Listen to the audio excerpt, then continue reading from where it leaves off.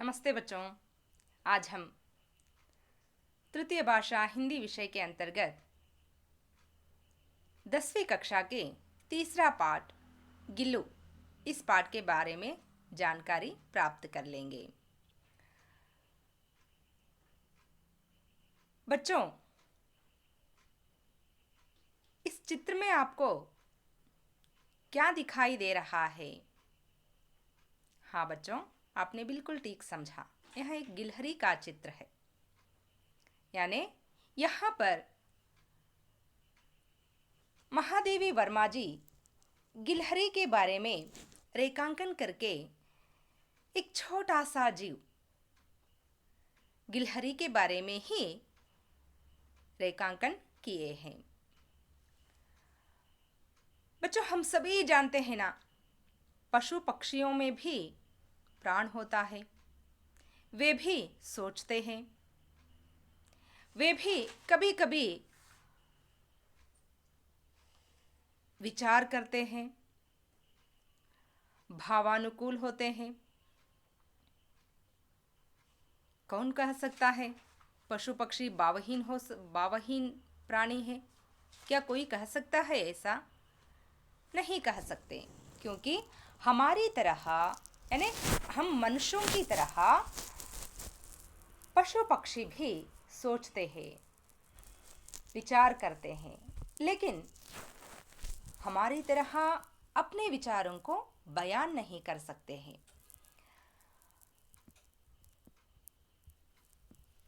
महादेवी वर्मा ने एक छोटा सा जीव गिलहरी के बच्चे का रेखांकन कर रहे हैं।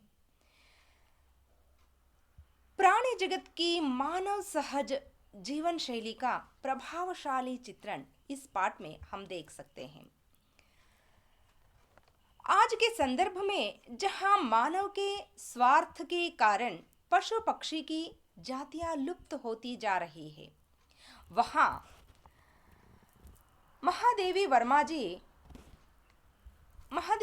जी का यह संस्मरण उनकी रक्षा करने और उनके प्रति प्रेम भाव जगाने की दिशा में एक सार्थक प्रयत्न सिद्ध हुआ है। तो बच्चों, इसी सुंदर कहानी को हम जानने से पहले इस पाठ के लेखिका महादेवी वर्मा जी के बारे में कुछ जानकारी प्राप्त कर लेंगे।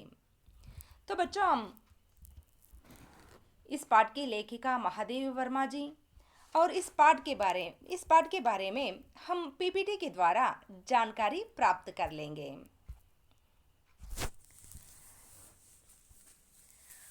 बच्चों, इस पाठ के लेखिका महादेवी वर्मा जी का जन्म 24 मार्च 1907 को फर्रुखाबाद नामक गांव में हुआ। ಮಕ್ಕಳೇ, ಈ ಪಾಠದ ಲೇಖಕಿಯಾದಂಥ ಮಹಾದೇವಿ ವರ್ಮಾಜಿ ಅವರ ಜನ್ಮ ಮಾರ್ಚ್ 24 1907ರಲ್ಲಿ ಫರ್ರುಖಾಬಾದ್ ಎಂಬ ಸ್ಥಳದಲ್ಲಿ ಇವರ ಜನನವಾಯಿತು। महादेवी वर्मा जी के पिता का नाम गोविंद प्रसाद वर्मा था और माता का नाम हेमा रानी था। महादेवी वर्मा जी ಅವರ ತಂದೆ ಹೆಸರು ಗೋವಿಂದ್ ಪ್ರಸಾದ್ ವರ್ಮಾ ಮತ್ತು ತಾಯಿ ಹೆಸರು ಹೇಮಾ ರಾಣಿ ಆಗಿತ್ತು। और महादेवी वर्मा जी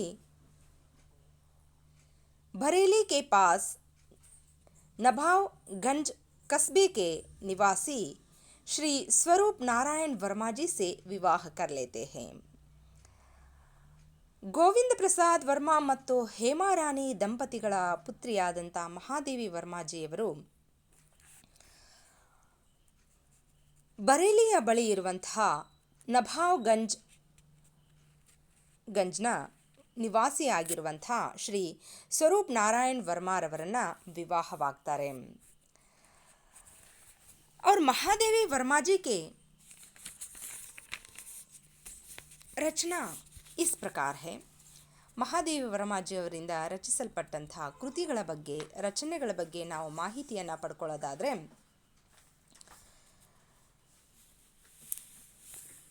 ಮಹಾದೇವಿ वर्मा जी ने गद्य और पद्य दोनों की रचना की है। इनकी प्रमुख रचनाएं इस प्रकार हैं। ಮಹಾದೇವ ವರ್ಮಾಜಿಯವರು ಗದ್ಯ ಪದ್ಯ ನಿಬಂಧ ಈ ರೀತಿಯಾಗಿ ಸಾಹಿತ್ಯ ಕ್ಷೇತ್ರದಲ್ಲಿ ಅನೇಕ ರೀತಿಯಲ್ಲಿ ತಮ್ಮ ಕೊಡುಗೆಯನ್ನು ಸಲ್ಲಿಸಿದ್ದಾರೆ.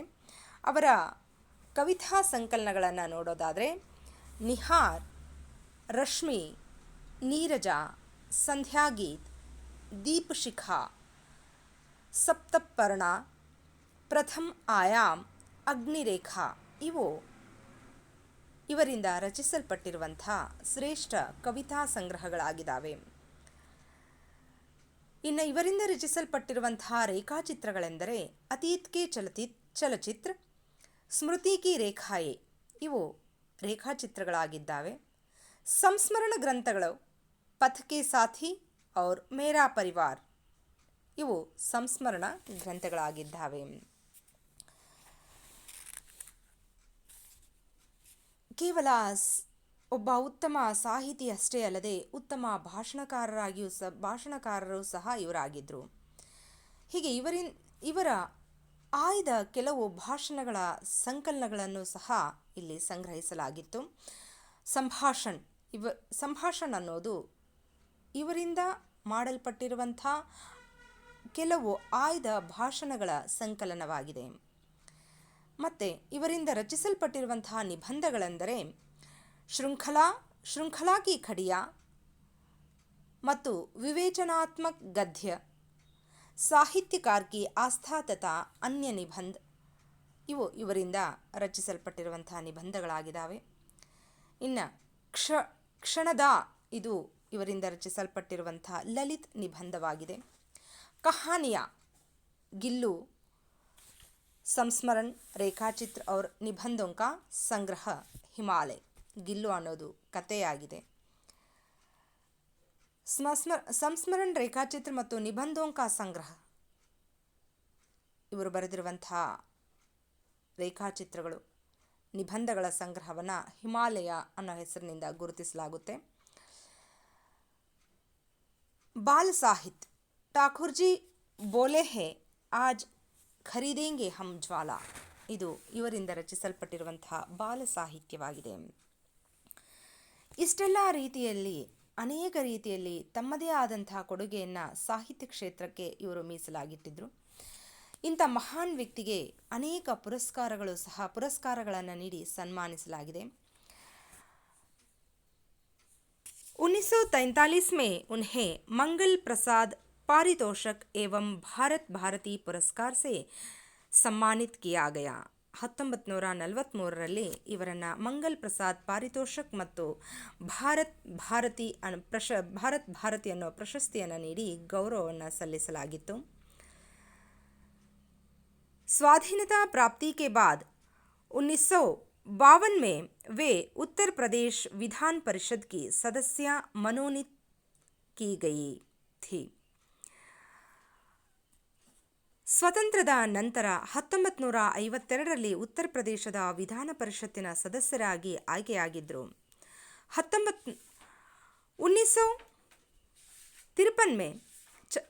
1953 में भारत सरकार ने उनकी साहित्यिक सेवा के लिए पद्म भूषण की उपाधि दी. 1956ರಲ್ಲಿ ಭಾರತ ಸರ್ಕಾರ ಅವರಿಗೆ ಸಾಹಿತ್ಯ ಸೇವೆಯನ್ನು ಮೆಚ್ಚಿ ಪದ್ಮಭೂಷಣ್ ಪ್ರಶಸ್ತಿಯನ್ನು ನೀಡಿ ಗೌರವಿಸಲಾಗಿತ್ತು.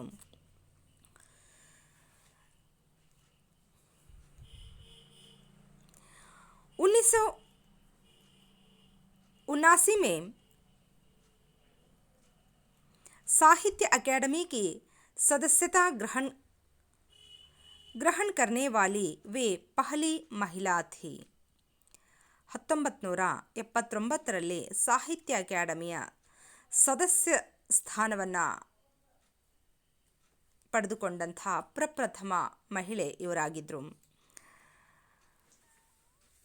1988 में उन्हें मरणोपरांत भारत सरकार की पद्मभूषण उपाधि से सम्मानित किया गया. ಅದಾದ ನಂತರ 1988ರಲ್ಲಿ ಮರಣೋಪರಾಂತ ಭಾರತ ಸರ್ಕಾರವು ಮರಣೋಪರಾಂತ ಪದ್ಮವಿಭೂಷಣ ಪ್ರಶಸ್ತಿಯನ್ನು ನೀಡಿ ಗೌರವವನ್ನು ಸಲ್ಲಿಸಲಾಯಿತು. और इसके साथ साथ सन 1961 में विक्रम विश्वविद्यालय और 1977 में कुमाऊं विश्वविद्यालय नैनीताल और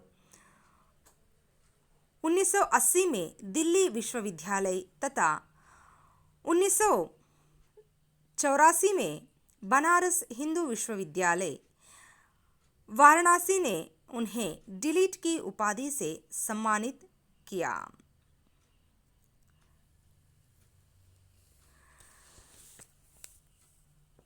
1969ರಲ್ಲಿ ವಿಕ್ರಮ್ ವಿಶ್ವವಿದ್ಯಾಲಯ ಮತ್ತು 1977ರಲ್ಲಿ ಕುಮಾವು ವಿಶ್ವವಿದ್ಯಾಲಯ ನೈನಿತಾಲ್, 1980ರಲ್ಲಿ ದಿಲ್ಲಿ ವಿಶ್ವವಿದ್ಯಾಲಯ ಮತ್ತು 1984ರಲ್ಲಿ ಬನಾರಸ್ ಹಿಂದೂ ವಿಶ್ವವಿದ್ಯಾಲಯ ವಾರಣಾಸಿ ಇವರು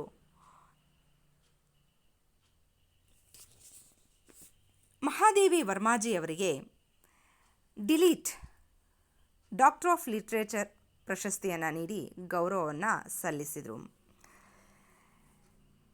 इससे पूर्व महादेवी वर्मा जी को नीरजा के लिए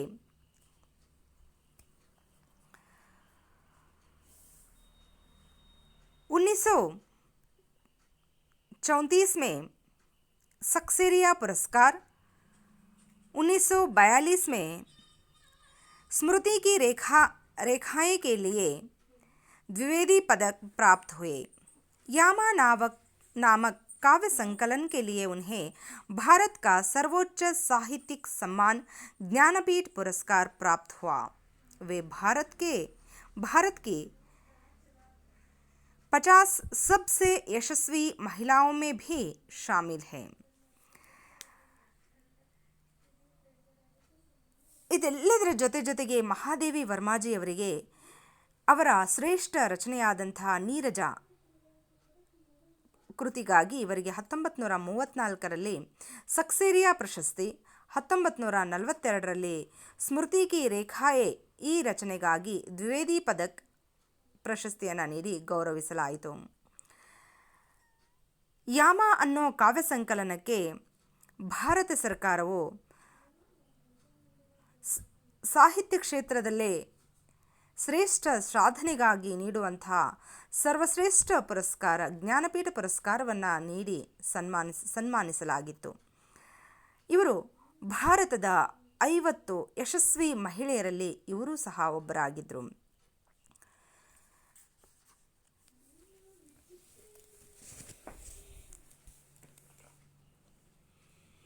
ಹೀಗೆ ಅನೇಕ ಸಾಧನೆಯನ್ನು ಮಾಡಿ ಅನೇಕ ಪ್ರಶಸ್ತಿಗಳನ್ನು ಪಡೆದಂಥ ಆಧುನಿಕ್ ಮೀರಾ ಅಂತ ಕರೆಸಿಕೊಳ್ಳುವಂಥ ಶ್ರೇಷ್ಠ ಸಾಹಿತಿ ಮಹಾದೇವಿ ವರ್ಮಾಜಿಯವರು ಆಗಿದ್ದರು।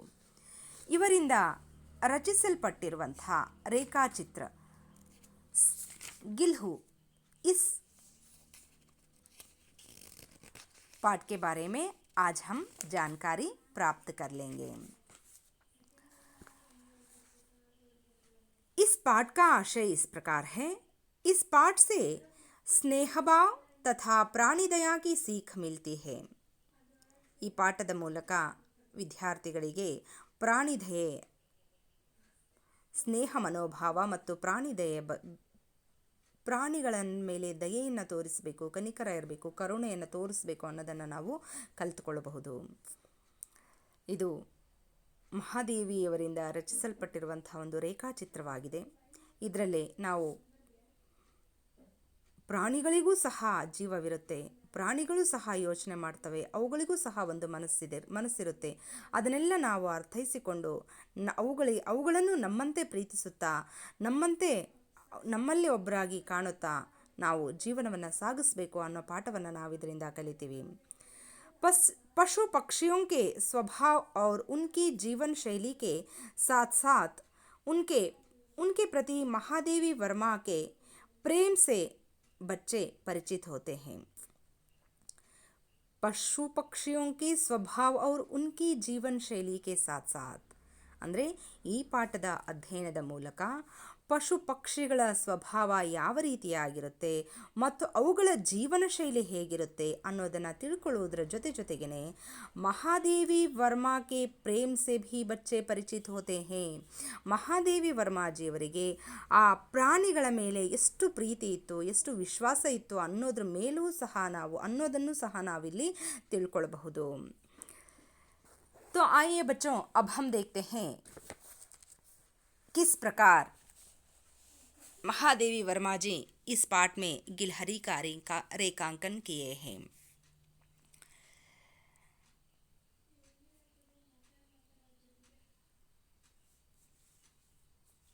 ಯಾವ ರೀತಿಯಾಗಿ, ಹಾಗಿದ್ರೆ ಮಕ್ಕಳೇ, ಇಂದು ನಾವು ಯಾವ ರೀತಿಯಾಗಿ ಮಹಾದೇವಿ ವರ್ಮಾಜಿಯವರು ಗಿಲ್ಹರಿಯ ಒಂದು ಜೀವನ ಶೈಲಿಯನ್ನು ವಿವರಣಾತ್ಮಕವಾಗಿ ಸುಂದರವಾಗಿ ಇಲ್ಲಿ ನಮ್ಮ ಮುಂದೆ ಪ್ರಸ್ತುತಪಡಿಸ್ತಾ ಇದ್ದಾರೆ ಅನ್ನೋದನ್ನು ನೋಡೋಣ. ಅಚಾನಕ್ ಏಕ್ ದಿನ್ ಸವೇರೆ ಕಮರೆ ಕೆ ಬರಾಮದೆ ಮೇ ಆಕರ್ ಮಹಾದೇವಿ ವರ್ಮಾ देखती है दो कौवे एक गमले के चारों ओर चोंचों से छुआछुआउल जैसा खेल खेल रहे हैं. ಅಕಸ್ಮಾತ್ತಾಗಿ ಒಂದು ದಿನ ಬೆಳಗಿನ ಸಮಯದಲ್ಲಿ ತಮ್ಮ ಕೋಣೆಯಿಂದ ಹೊರಗಡೆ ವರಾಂಡದಲ್ಲಿ ಬಂದು ಮಹಾದೇವಿ ವರ್ಮಾಜಿಯವರು ಸುತ್ತಲಿನ ಪ್ರಕೃತಿಯ ಸೌಂದರ್ಯವನ್ನು ಸವಿತಾ ನಿಂತಿದ್ರು. ಆ ಒಂದು ಸಂದರ್ಭದಲ್ಲಿ ಎರಡು ಕಾಗೆಗಳು ಹೂಕುಂಡದ ಹಿಂಬದಿಯ ಭಾಗದಲ್ಲಿ ತಮ್ಮ ಕೊಕ್ಕನ್ನು ಹಾಕಿ ಅದರ ಸಂದಿಯಲ್ಲಿ ಮುಟ್ಟಾಟವಾಡುವಂತಹ ರೀತಿಯಲ್ಲಿ ಆಟವನ್ನು ಆಡ್ತಾ ಇದ್ವು. ಕಣ್ಣೆ ಮುಚ್ಚಾಲೆ ಆಟವನ್ನು ಆಡುವಂಥ ರೀತಿಯಲ್ಲಿ ಅವು ಆಟವನ್ನು ಆಡ್ತಾ ಇದ್ವು. बच्चों, ये जो घर दिखाई दे रहा है ये महादेवी वर्मा जी का घर है.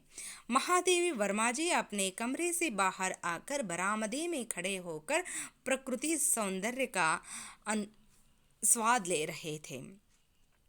उस समय जो गमला देख रहे हैं उसकी संधि में चुआ चुआउल जैसा खेल ये दोनों कौवे खेल रहे थे. ಈ ಹೂಕುಂಡದ ಸಂದಿಯಲ್ಲಿ ಕಣ್ಣೆ ಮುಚ್ಚಾಲೆ ಆಡುವಂತಹ ರೀತಿಯಲ್ಲಿ ಈ ಎರಡೂ ಕಾಗೆಗಳು ಆಟವನ್ನು ಆಡ್ತಾ ಇರುವಂಥ ದೃಶ್ಯವನ್ನು ಇಲ್ಲಿ ಮಹಾದೇವಿ ವರ್ಮಾಜಿಯವರು ನೋಡ್ತಾರೆ. ಆ ಎರಡು वो दोनों कौवें को देखकर महादेवी वर्मा जी को खाक बुशुंडी का याद आ जाता है. यानी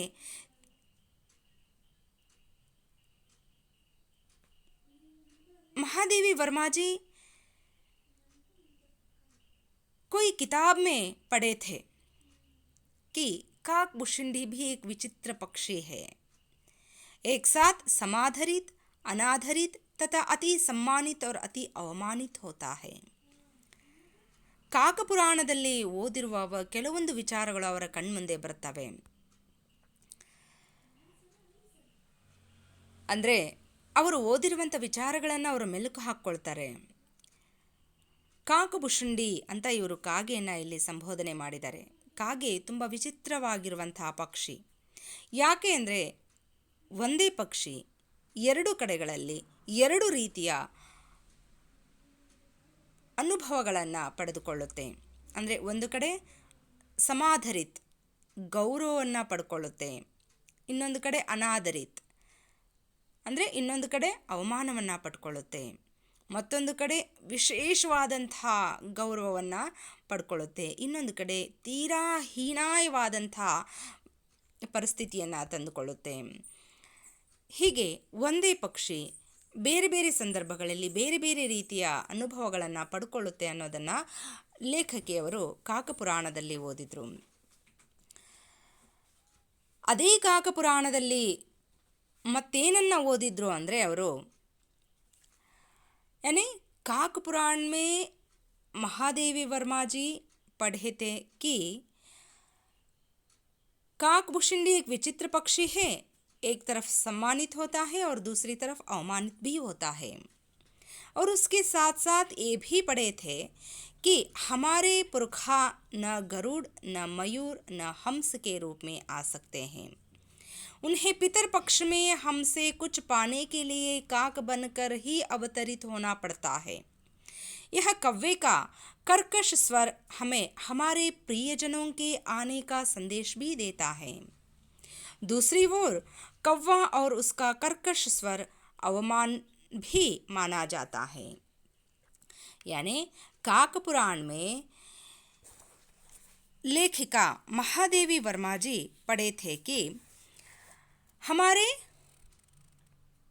पुरखे पूर्विकरो, पुरखे का अर्थ होता है पूर्विकरो, हमारे पुरखे न जो बच्चों जो चित्र में दिखाई दे रहा है ना, एक गरुड़ का चित्र है और एक मयूर का चित्र।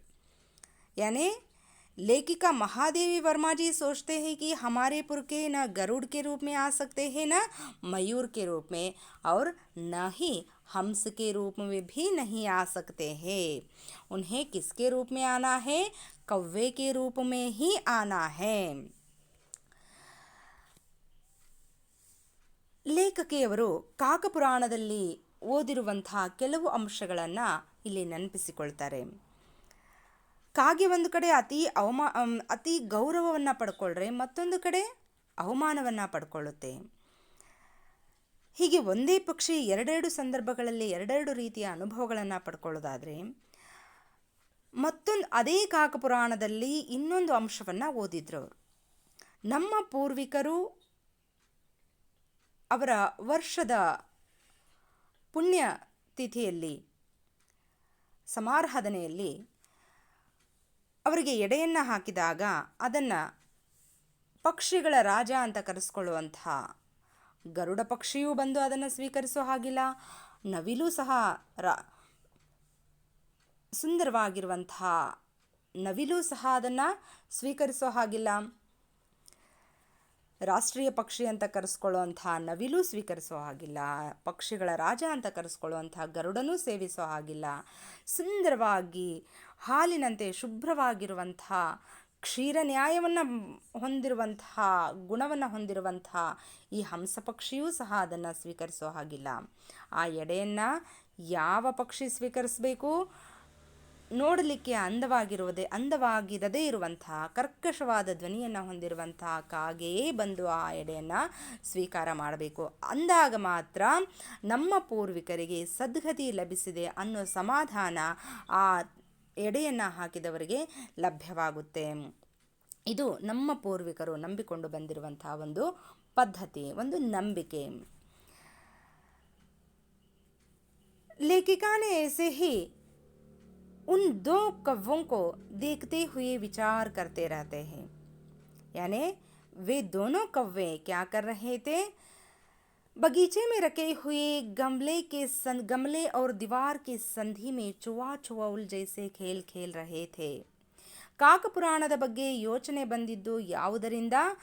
ಆ ಹೂಕುಂಡದ ಮತ್ತು ಗೋಡೆಯ ಸಂದಿಯಲ್ಲಿ ಕಣ್ಣ ಮುಚ್ಚಾಲೆ ರೀತಿಯ ಆಟವನ್ನು ಆಡ್ತಾ ಇದ್ದಂಥ ಎರಡು ಕಾಗೆಗಳನ್ನು ನೋಡಿದಾಗ ಈ ಕಾಕಪುರಾಣದ ಬಗ್ಗೆ ಯೋಚನೆ ಲೇಖಕಿಯವರಿಗೆ ಬರುತ್ತೆ.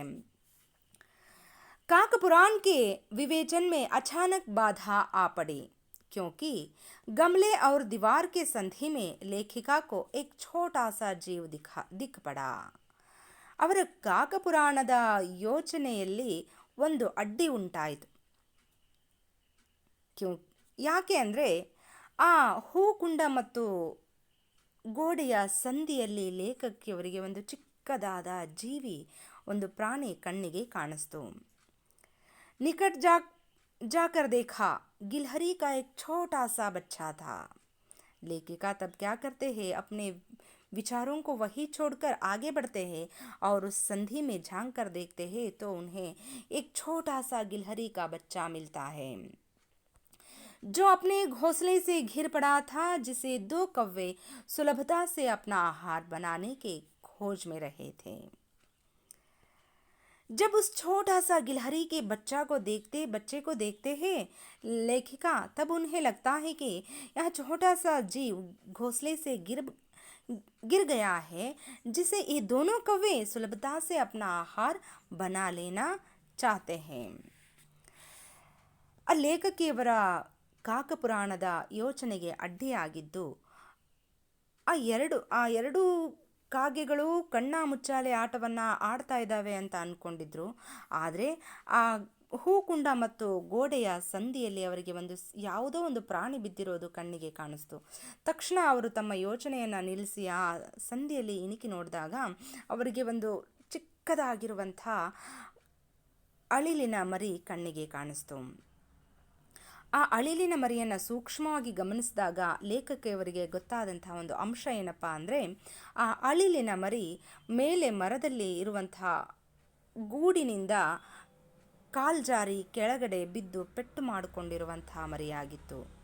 ಆದರೆ ಅದನ್ನು ಅದೇ ಗಿಡದಲ್ಲಿ ಕುಳಿತುಕೊಂಡು ವೀಕ್ಷಣೆ ಮಾಡಿದಂಥ ಈ ಎರಡು ಕಾಗೆಗಳು ತುಂಬ ಸುಲಭವಾಗಿ ಈ ದಿನದ ಆಹಾರ ನಮಗೆ ಲಭ್ಯವಾಯಿತು, ಇದನ್ನು ಹೇಗಾದರೂ ಮಾಡಿ ನಾವು ತಿನ್ನಬೇಕು ಅನ್ನೋ ಹವಣಿಕೆಯಲ್ಲಿ ಅವು ಇದ್ವು. लेखिका ने उसे उठाकर अपने कमरे में लाई और रुई से रक्त पोंछकर घावों पर पेंसिलिन का मरहम लगाया. लेखिका जब उस छोटे से गिलहरी के बच्चे को देखते हैं तो तब वे क्या करते हैं, हौले से उठाकर अपने कमरे में लाते हैं और रुई से उसका रक्त पोंछकर घावों पर पेंसिलिन का मरहम लगाते हैं. यानी कागद्वय की चोंचों के 2 घाव उस लघु घात के लिए बहुत था, अथवा निश्चेष्ट सा निष्क्रिय बन गया था, गमले से चिपका पड़ा था, भयभीत हो गया था. ಲೇಖಕಿಯವರು ಆ ಅಳಿಲಿನ ಮರಿಯನ್ನು ನೋಡಿದ ತಕ್ಷಣವೇ ನಿಧಾನವಾಗಿ ಎತ್ತಿಕೊಂಡು ತಮ್ಮ ಕೋಣೆಗೆ ತೆಗೆದುಕೊಂಡು ಬರ್ತಾರೆ. ಅದನ್ನು ತಮ್ಮ ಕೋಣೆಗೆ ತಂದು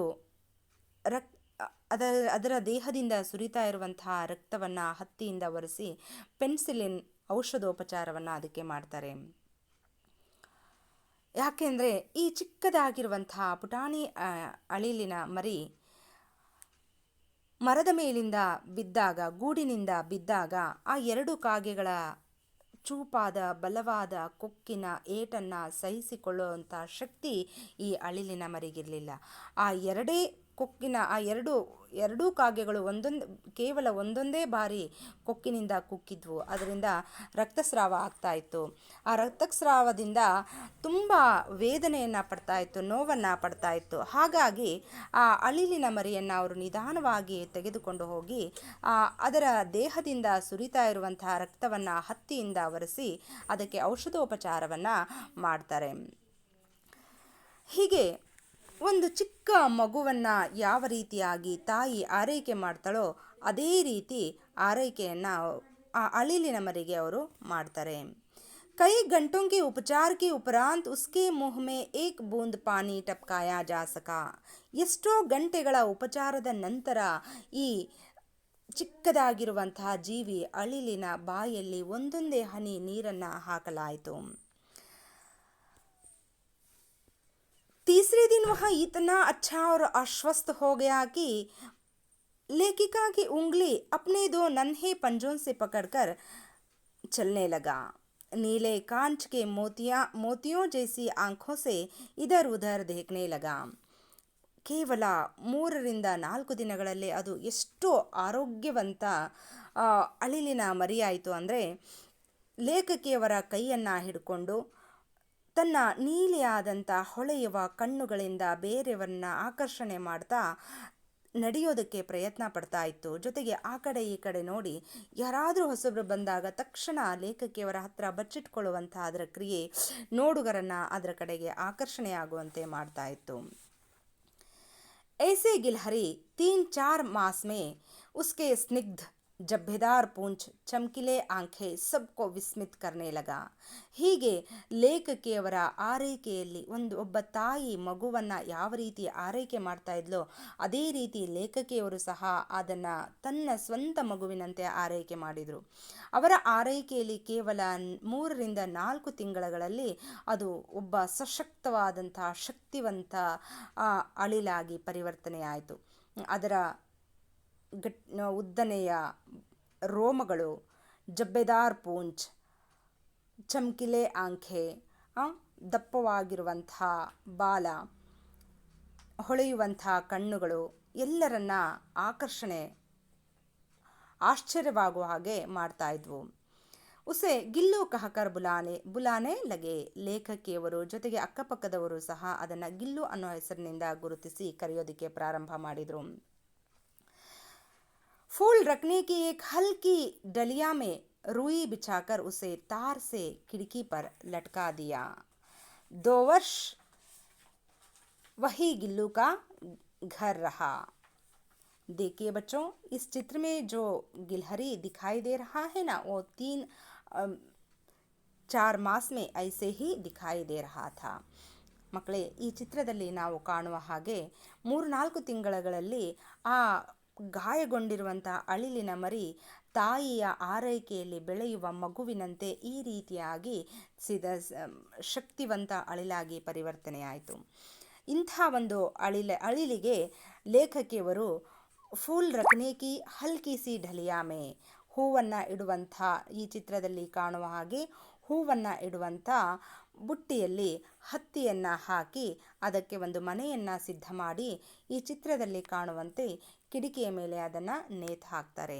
ಹೀಗೆ ಲೇಖಕಿಯವರು ಅದನ್ನು ಆರೈಕೆ ಮಾಡುವುದರ ಜೊತೆಗೇ ಅದು ಆ ಕಿಟಕಿಯ ಬಳಿ ಅದಕ್ಕೆ ಸಿದ್ಧವಾಗಿರುವಂಥ ಮನೆಯಲ್ಲಿ ಕೂತ್ಕೊಂಡು ಹೊರಗಡೆಯ ದೃಶ್ಯವನ್ನೂ ಸವಿದು ಆನಂದ ಪಡಬೇಕು ಅಂಥೇಳಿ ಅದನ್ನು ಅಲ್ಲಿ ನೇತಾಕಿದ್ರು. इस तरह बच्चों, गिलहरी और महादेवी वर्मा जी का संबंध बहुत ही अच्छा था. माँ और बच्चों की प्यार की तरह उन दोनों का संबंध था. तो गिलहरी आगे किस प्रकार लेखिका के साथ समय बिताता है और लेखिका किस प्रकार गिलहरी को प्यार करती है, इसके बारे में हम कल की कक्षा में जानकारी प्राप्त कर लेंगे. तब तक के लिए बच्चों, आप सभी को धन्यवाद.